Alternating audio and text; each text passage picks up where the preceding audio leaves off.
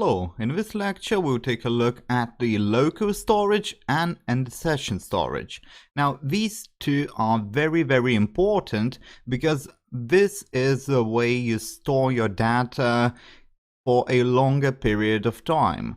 The session storage will be deleted or will be cleared when the browser is closed. When the whole browser is closed, that is when the session storage is deleted. Okay, and the local storage is never really deleted unless the user cleans the resources on their browser. So these are used to store, say, for example, login data, or maybe access tokens, or maybe various kinds of properties of your site, color schemes and stuff like that. These are very important. Obviously, you probably have heard about cookies, and you may use cookies, but this is more of a modern approach, more of a reliable approach and easier approach, I would say.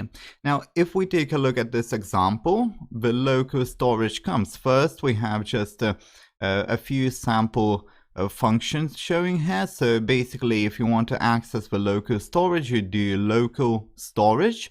Notice the capital S in the storage and the lowercase l in the local.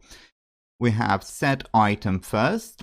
Set item sets the item, okay, and you will need for that one a key and a value. So that is a key value pair. So you have two arguments. One is the key, the other one is the value. It's all a string, okay, but obviously you can store other data types as string. Now the second one is remove item. In this one you only need the ID or the key for that particular item, okay, and you will delete it. And then the next one is the get item, that you will only need a key, okay, you only need a key, and it actually returns the value. It returns the value, so it might be a string, a number, whatever it is, it will simply return a value.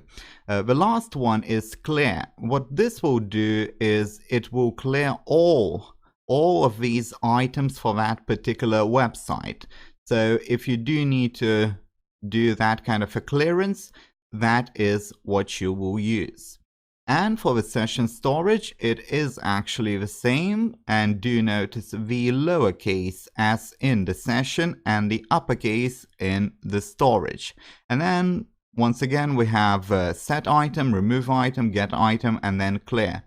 Those functions work exactly the same as you see in the local storage.